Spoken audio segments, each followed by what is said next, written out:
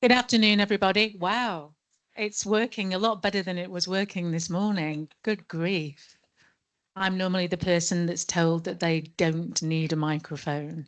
So I'll try and keep my voice quite low. Good afternoon, everybody. It's delightful that you're all able to join us here with our Digital Disadvantage Breakout group. Myself, I'm Professor Liz Smart. I'm a Professor of Legal Education at Birmingham City University, and I'm also a practicing solicitor, having worked in criminal litigation for many years. And we just have an interested party who's chatting away in the corner there. So little glitch. Oh, you're in the wrong group. It's no problem.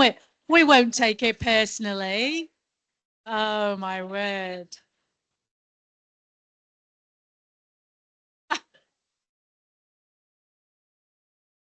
Okay, so to exercise some control over the proceedings this afternoon, I'm going to introduce the discussion today before handing over to my colleague Sue and then over to Martha. So, unsurprisingly, we're here to talk about issues surrounding digital disadvantage. Sue and myself are the joint chairs of the Futures Group for the Civil Justice Council, and we were tasked with the mission of trying to understand if there was a shared understanding of what we all meant by digital disadvantage. And in that we were ably supported by an extremely capable PhD student, Will Page, who is currently studying for his PhD and lectures at St Mary's University of Twickenham. And Will carried out for us a comprehensive literature review, drawing on all the information available, internet and indeed wider, to come to the conclusion, which we think we have come to, that actually there is actually no one shared definition of digital disadvantage. So where do we go from there? And Sue and myself, together with the extremely able and capable, competent, excellent working group, some of whose membership are in the room with us today, have been working with us to put together the report for the council and to look at perhaps some more inclusive design principles with a focus on the consumer, you know, the user experience and what that might look like going forward. And so at this crucial stage in our development, we really appreciate you coming because we really need your help. We have devised 3 questions that we would like you to consider, and Sue will talk to you about those in a moment. The idea being that this is in action, in real life, us consulting, getting your expert opinion, feeding that into the process, and then being able to demonstrate that feedback loop in the context of the report that subsequently will be published, and that you can see that you've helped shape that piece of work with the Civil Justice Council. So inclusivity all round, I think. So mindful of time, I'm going to hand over to Sue, and she's going to explain Padlet and our 3 key questions that we would like you to think about and respond to. Thank you. Hi, I'm Sue Prince. I'm a Professor of Law at the University of Exeter. Just to explain what we'd really like you to do, because there's limited time this afternoon, we've created a whiteboard equivalent, an online whiteboard, and you can access that by clicking on the QR code on the screen and entering the password that starts V8B JM5DD. And you should then be able to access our CJC Digital Disadvantage board. Whilst everyone's talking today, it would be great if you could answer the 3 questions there. We will send this round afterwards just to make sure it's as inclusive as possible. So you won't just get one go, you'll get another go, but we're just trying to capture some views. So hopefully that works. Has anyone made it work so far? Fantastic. That's it. Exactly. Exactly. The session we are in is digital disadvantage. Thank you. So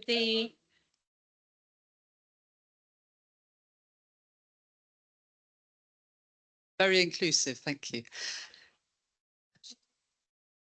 Well, this is all part of our task, and we're looking to see how inclusive some of these tools might be. So it'd be great if you're able to get on it. It sounds like it does work to some extent if you're able to access it. As I say, in order to be as inclusive as possible, it's not one shot. We will.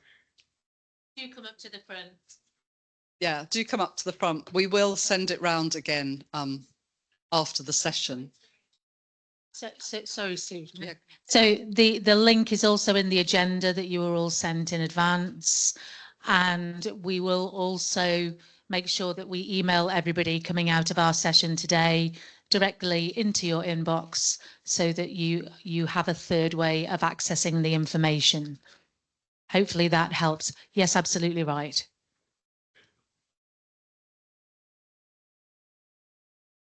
It's on the online version, the PDF that was emailed to you. But okay, it's no problem at all. We want to consult, and it's not limited to the next 25 minutes. We're hoping over the next week or so that everybody will have the chance to go in and have a think about it. So this is not something that you all need to do now in the next 20 minutes. This is something that will be an ongoing, it's not going to get closed. So please take some time coming out of our session today over the next week or so to fill it in once you've had a chance to reflect on what Martha's going to talk to you about shortly.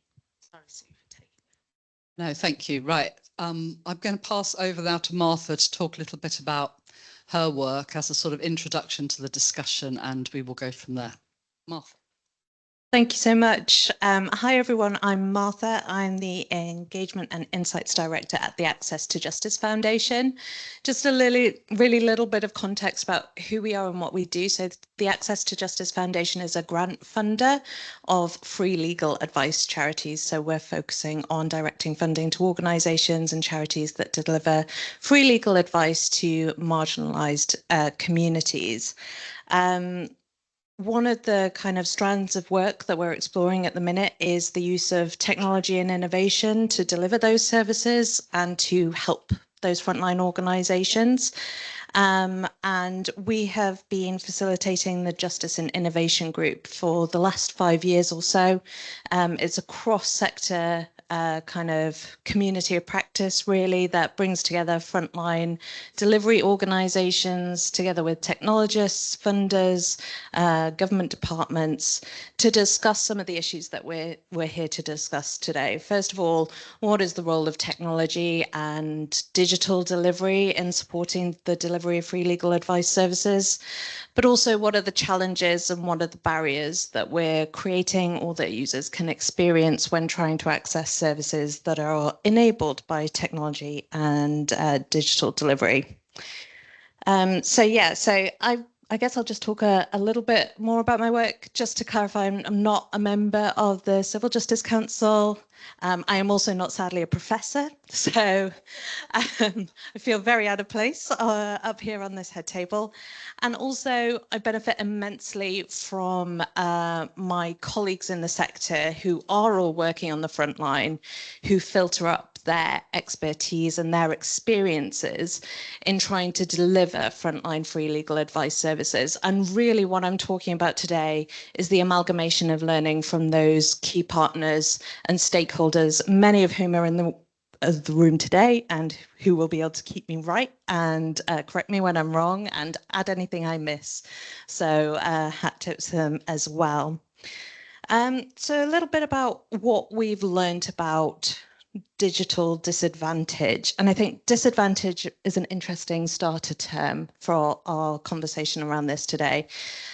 We also hear about digital exclusion or digital inclusion, but digital disadvantage is particularly interesting because people can be disadvantaged by a number of different things. It can also be temporary. It can be circumstance specific as well. So people who are experiencing a disadvantage in one scenario that doesn't necessarily mean it translates to another. And I thought perfect demonstration of that was today, when we're all kind of a room full of competent and confident people, and we are pretty stumped by accessing a link from a QR code or a PDF version and trying to deliver something online.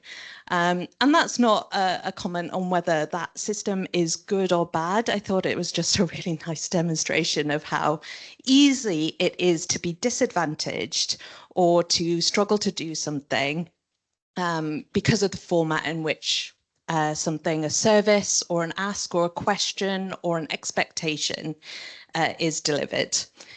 So a bit more about kind of what we know and understand this to be. What we do know about digital disadvantage and exclusion is that the risk of that grows with the intersectionality with other marginalizations that people might expect or might experience. Sorry. So that means people who are experiencing poverty, people who are disabled, racial and ethnic minorities, they all are more at risk of also experiencing digital disadvantage or exclusion by virtue of the intersecting of their other issues. Digital disadvantage or exclusion can also mean different things to different communities and different things to people with different needs.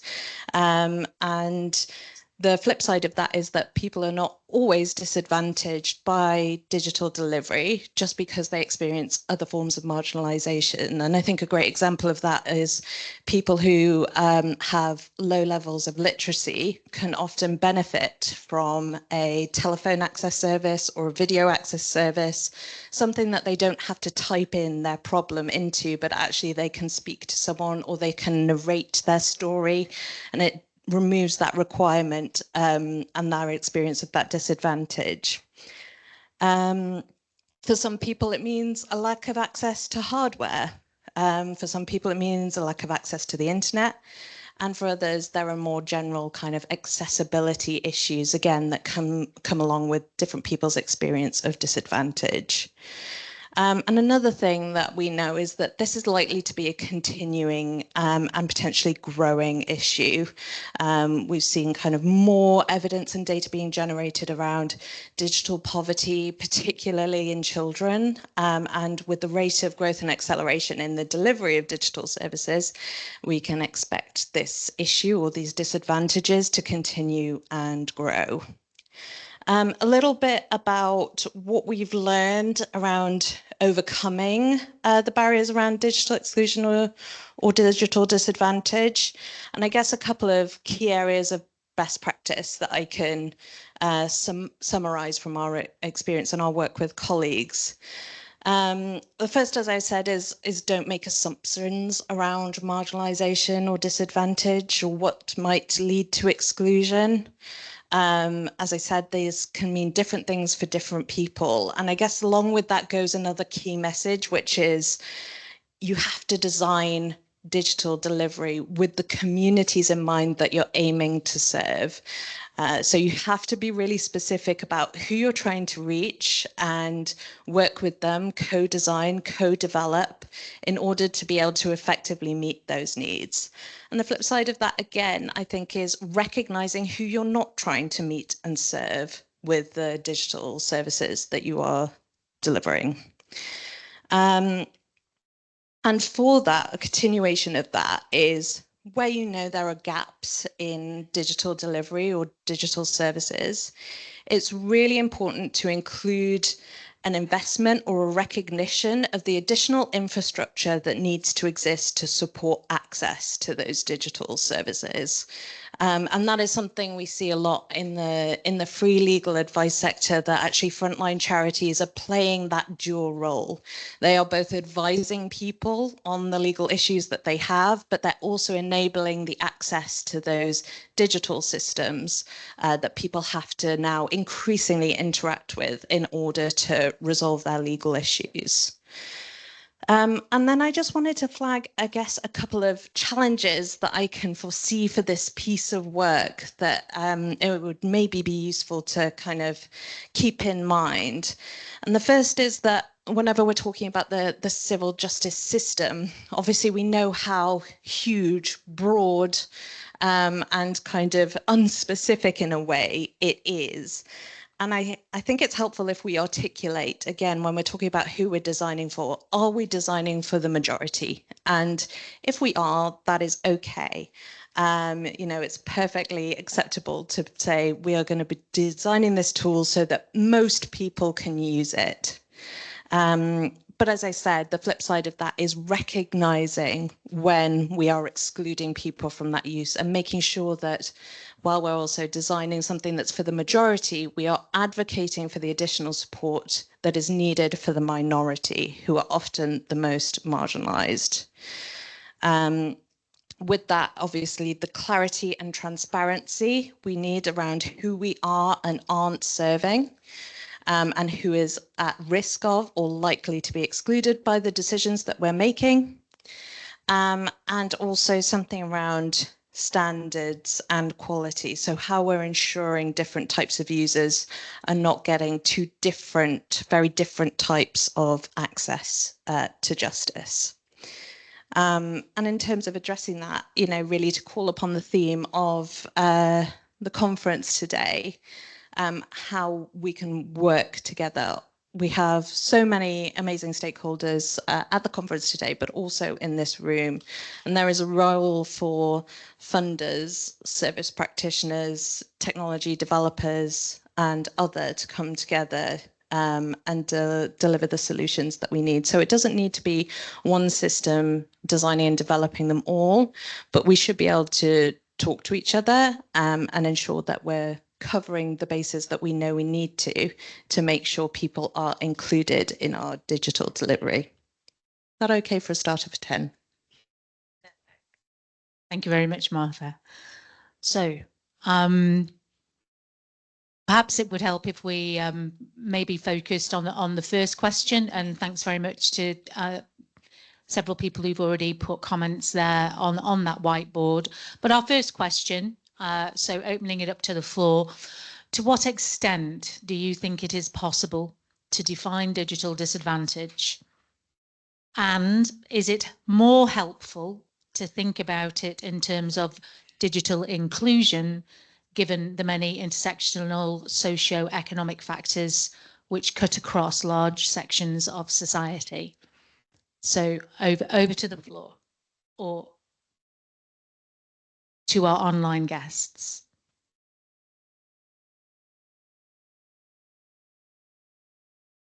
So I'll break it down. The first question is, to what extent do you think it's possible to define digital disadvantage? So do you think we can define it, would be the first part. And the second part is, do you not think actually it might be more helpful to think about it through the lens of digital inclusion rather than the deficit model of disadvantage? Thank you. And thank you, Martha. I'm Amanda Finlay. I'm a member of Justice. Until recently, I was chair of Law for Life, which runs the website Advice Now, which provides digital resources for anybody who's having to take forward a social welfare law problem without a lawyer. So it provides empathetic, supportive digital resources that increase people's knowledge, skills, and most importantly, confidence. I also, some years ago, chaired a report for Justice on preventing digital exclusion from online justice. And in the afterword to that report, I said people were often excluded not just by the digital element, but by the court element. And it was interesting to hear Martha refer to that, because if you are trying to take a court case online, you may be incredibly good at booking your holidays online, doing your shopping online, probably even insuring your car online and renewing your road tax. But the thought of doing a court case is absolutely terrifying because it is so important. You don't understand what's happening. You don't understand how this one step is going to lead you on to other steps, because you can't actually see what's going to happen next until you've already taken that step. And then you think, oh my God, I didn't mean to do that. That's where the Advice Now guides are hugely important, and why we've argued for years that government should signpost to those so that people can read the whole story before they first start on the first chapter. I thought Martha actually expressed it brilliantly, because people are situationally disadvantaged, they're temporally disadvantaged. Think about COVID and brain fog, for example. They're emotionally disadvantaged if they're going through the horrors of a possession case or a divorce or a squabble about their children.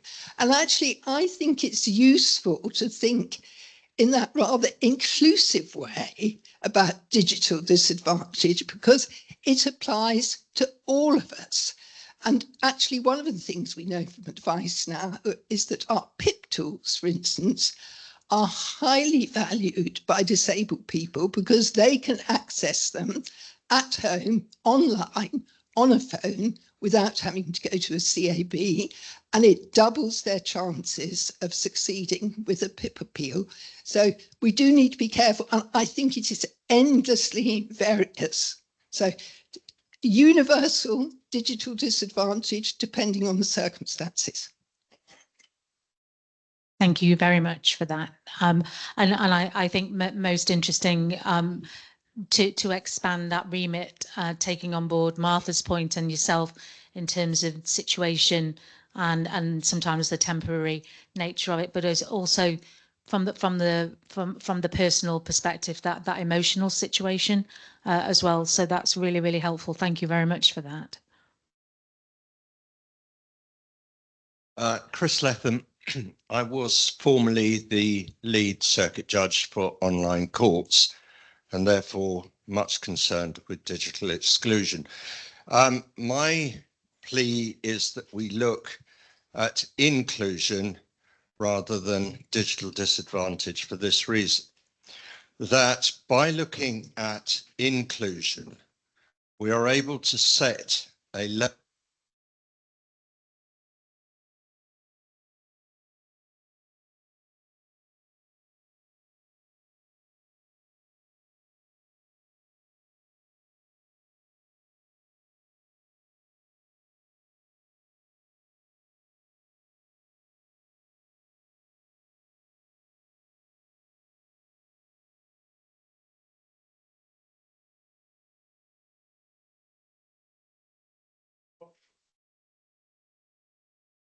some segments, particularly the cultural community, may be unable to access digital resources. Those who experience some form of impairment that obstructs or hinders their access to a digital platform. And I could go on for the rest of the afternoon identifying different groups. And so the data, I think, of looking at digital disadvantages, you begin focusing on this very fractured pattern, instead of refocusing on what are we trying to achieve, and then looking at how we can deliver those levels of service, those levels of inclusion in any particular situational context. So I'm firmly in favour of the idea of inclusion as opposed to disadvantage. That's great. Thank you very much. I've got a lady with a hand up there. Karen has got a hand up, and then we'll come to the hand on the screen. Do you think you can manage, Karen?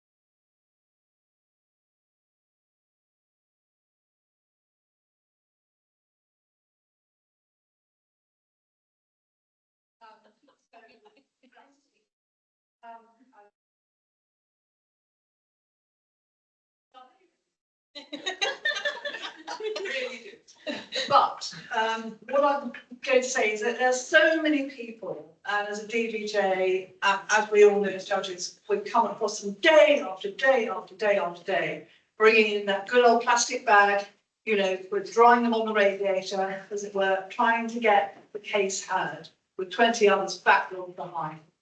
Your heart sinks. And if they were given a computer, they would not come. And it doesn't matter whether they're coming in with their bad newspapers because they are themselves a university professor, or they are somebody who has very little empathy. And it's a massive, it's everybody in one way or another could be digitally disadvantaged. And so as I'm part of your president, it's so hard to find. Would you say almost impossible? I don't know who actually thought about the word digital disadvantage, but I'd kind of rather be wanting to look at how, taking Chris's point, how we can actually go to the source of the problem and make it better. But we can't do that until we know exactly who needs it to be made better. Who are they? Who are these people? And that's a ton of research, which Will has done, and others need to do more, I suspect. But then I think perhaps backed up with what Chris has just said as well, to come straight in and get to the horse's mouth and deal with it. So we can actually, and fast. We need to act fast because AI is overtaking where we are, even hour by hour and day by day. So we're in a race. We need to get a move on. Thank you very much, Karen. Very salient points indeed. So I'm just going to go to the hand that I've got up on the screen. Sue, can you read that for me? Lucy, is it Lucy? Hello, Lucy. Yes, hello. There's been a bit of problem with the sound online. We keep on losing the sound in the room, but anyway, hopefully that won't happen again.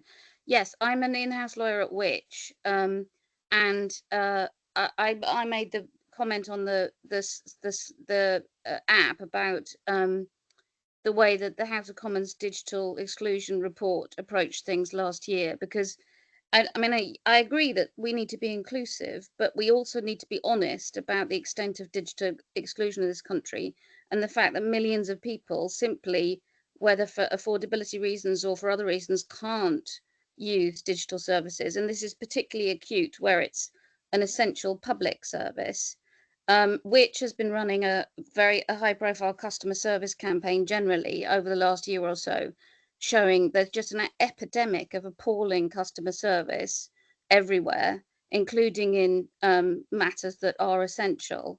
And where is the role of choice in this? People should be able to choose not. I mean, I can do everything digitally, but sometimes I would just rather not. And why shouldn't I be able to choose? And that never gets talked about in this digital by default government agenda. And on this subject, I mean, for example, in other countries, there's had to be legislation on this in this area. So that there's a new Spanish customer assistance law for public services that requires certain public services have to provide certain basic things, like a telephone line that people actually answer, for example. I mean, I haven't had to do it recently, but can you ring up a court? You know, is it very easy? It certainly used to be, but everyone's nodding. You know, why is this not just something that people should be able to say, I choose to do it this way? I just think there needs to be a bit of a fight back on all of that. And legal services, in my view, are essential services. That's a great point. Thank you, Lucy. There is a problem with one of the mics, but has that now been sorted? We've got one coming, so we'll just have to use this one. So yeah, please, online, hopefully we've sorted that out. I wanted to move on to the next question that we've got. And the question is, how could we use agreed inclusive guiding design principles? Clearly there's something in there that we need to agree these design principles to influence change in civil justice and government policy more broadly. So if we had principles that we agreed, could this form the basis of change? Is that the way to start?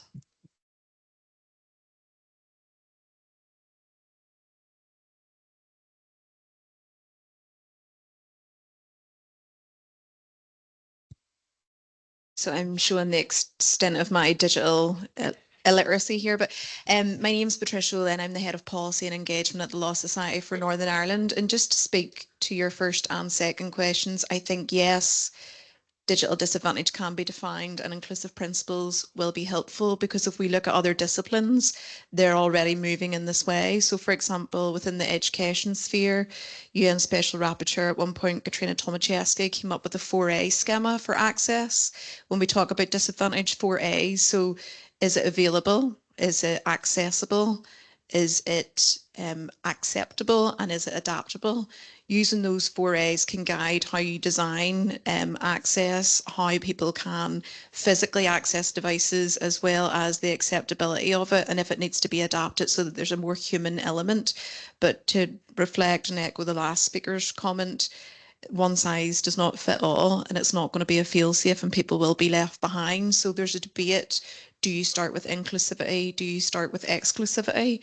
I think if you look at this through the lens and take a co-design principle of people that have been excluded, then you're likely to cover more bases and take inspiration from other disciplines that are light years ahead in inclusivity. You kind of cover all bases, but those 4As have been the most successful in different disciplines on a global basis.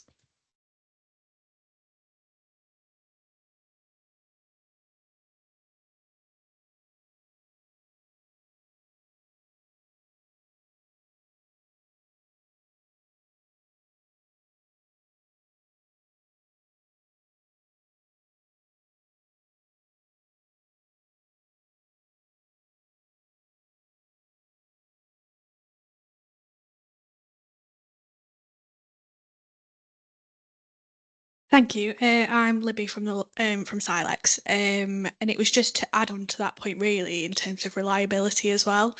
It needs to be accessible, it needs to be inclusive for everyone. But if people do know how to use this technology, it might be a case where it's not reliable. To those, safety concerns, cybersecurity, it might just be something that a reliability point needs to be made, as well as making sure that people know how to use it, how to make it accessible. So maybe having a British standard kind of approach to it as to, yeah, this is reliable, this is the form you should be using, this is how it should be used, might also help with that. Thank you.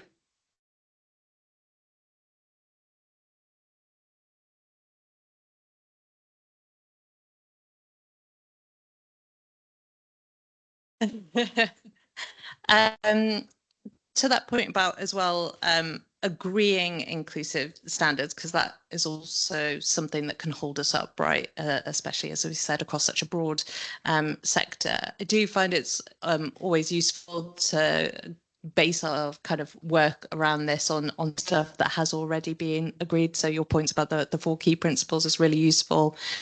And there are other kind of gold standards for digital design and inclusive design, particularly, as you might imagine, in the charity and community sector. So Catalyst, for example, do a range of kind of good design principles, looking at how we can design and develop digital tools and technologies that meet the needs of kind of a broader variety of users.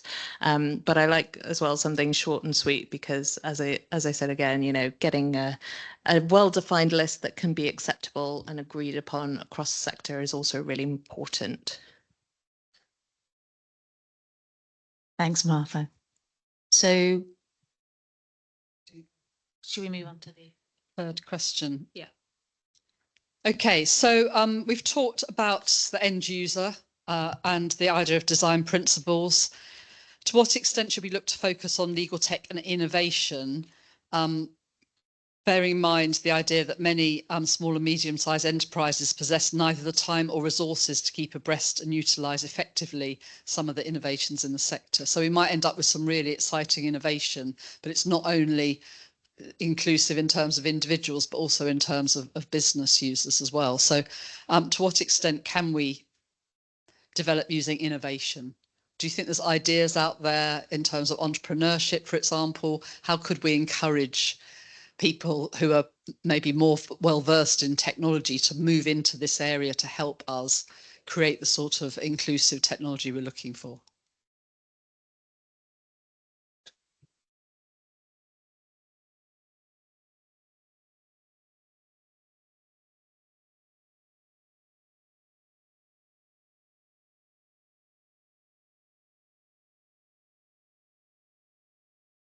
Andy Younger, Southbank.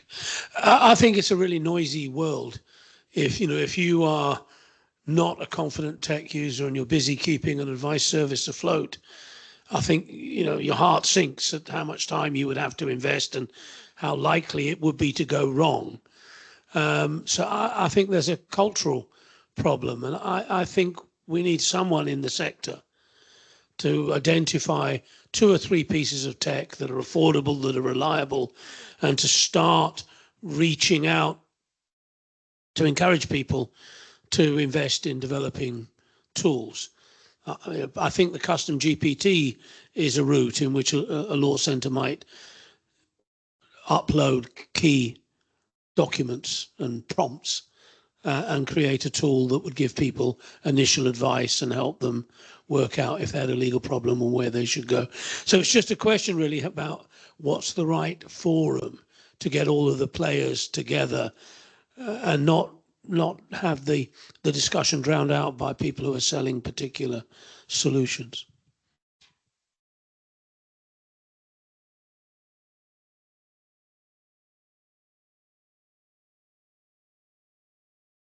Maybe I'll hold it back this way. Jana, hi.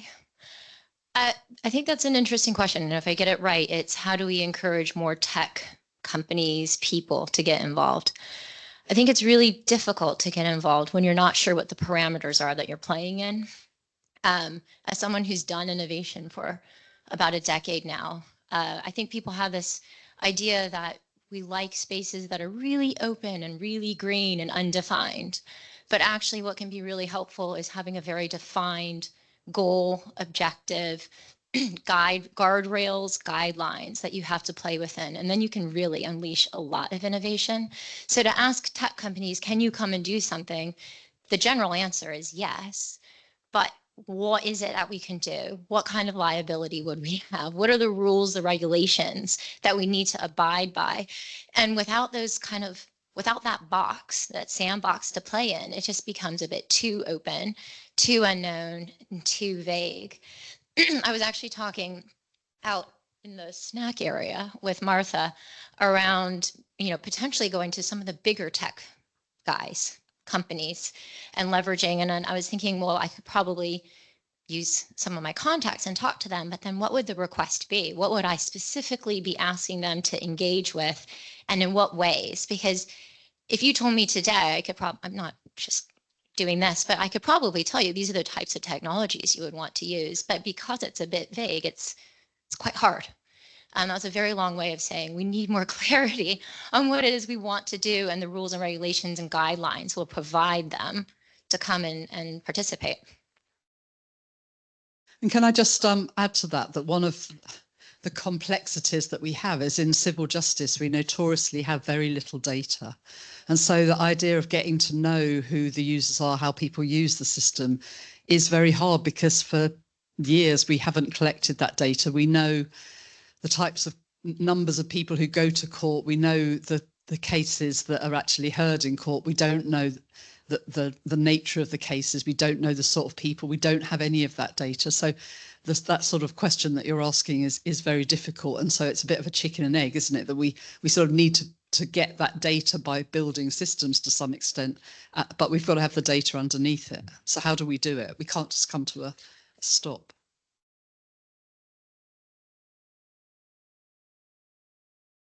Hi. Take 1, 2, 3, and then thanks. I wanted to speak. Sorry, it's coming back at me. I want to speak to that point, which I'm talking from then the third sector, who often I get technology companies say to me, "What is it that we can do?" And I guess my fear is always that people can offer us something shiny and new that they've developed for us. But that's what they've done, and then they go away. And we don't have the long-term expertise to know how to keep it going or to continue to develop and innovate. And I think really the answer has to be long-term collaborations and partnerships. But I do appreciate that, we're coming from a sector where everything we do is about the social change and the social justice we want to see in the world.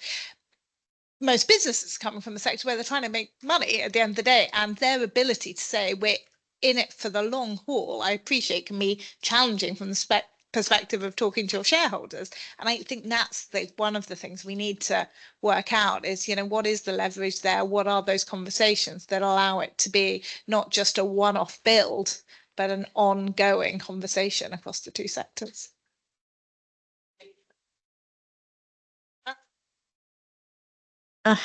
Hi. I think the whole conversation, the definition of, you know, digital disadvantage, the last conversation as well, and this one about innovation, it all really comes down to system design. That's what we're talking about. And the point that Lucy made, where does it come a cropper? You know, it's once it becomes mandatory, once there's another way out, once there's no one you can call to talk to.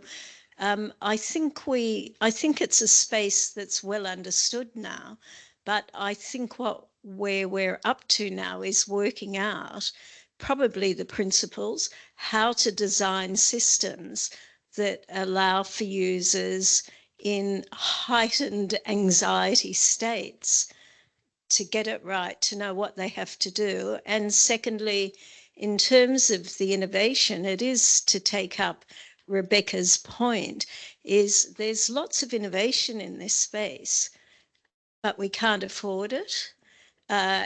It wasn't designed with the user in mind. It's someone's good idea. And then they come to us, I'm also from the third sector, not understanding why we're not taking it up with open arms. You know, the whole thing is about design, but it gets straight back to your point, Sue, about the data. This is our underlying problem, that we actually don't really understand user behavior very well because we haven't collected the data. So I think if we talk about data, we talk about understanding user behavior, we talk about system design, and then we have these collaborations, I think we're moving somewhere. And whatever we develop cannot be mandatory. Simple answer. There you are.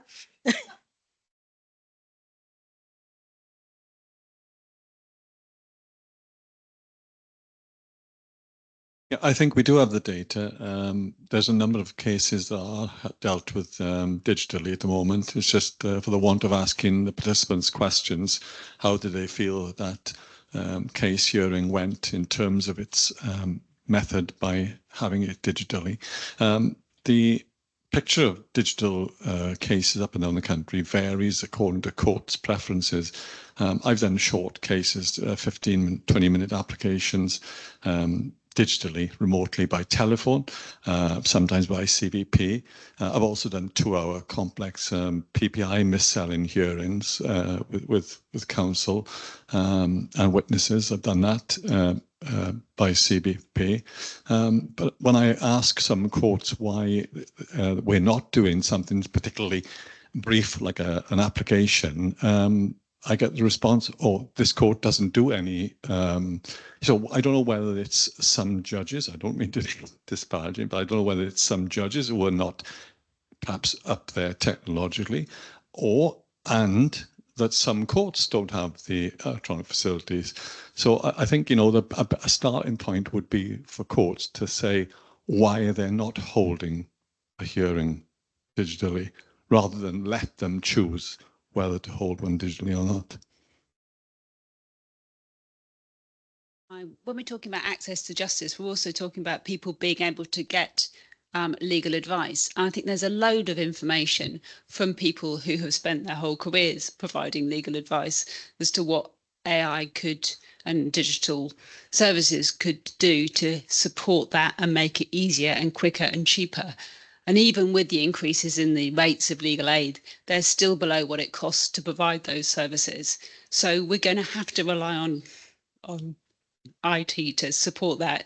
And I think at the moment, you know, AI and digital stuff has all gone into the commercial legal world, and it's doing amazing stuff there. But I mean, I wonder whether there's room for all these companies who've got a lot of money and they want to do a little bit of good, to ask them to come in and do a little bit of good, to provide access to justice, because it, you know, if we could get a case management system that could be used across the sector, that could then provide, you know, use AI to then pick up on good practice, to then roll out that good practice wider among the sector, even with a view at some stage to allowing people to access that directly, you know, without having to go through an advisor. That could be a real start. But you know, there's not the money in there, so somebody needs to step up. And I mean, you know, Access to Justice Foundation is great, but you don't have a lot of money, whereas actually Google do, you know. So, you know, I would say we should be really making a pitch and go, this is really important. Access to justice, the rule of law is really important. And if you think that your role in society now is important, then maybe you should step up and put your money and your expertise where your mouth is, really. Really sorry, we've got the Padlet. It'd be great to capture your views. If you don't, oh, sorry, if you don't want to answer the question or want to make another point, then please just stick it on the Padlet so we can capture everything you thought. And thank you very much for a great session. Thank you, everybody.